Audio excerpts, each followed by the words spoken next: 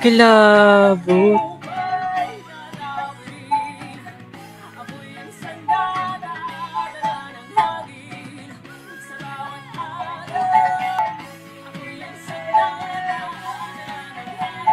Galing ng pagkakagawa ng lyrics sa akmang-akma sa EDCA.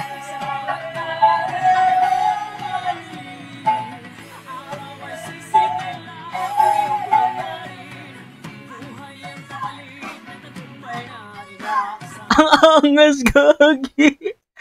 Ang angas.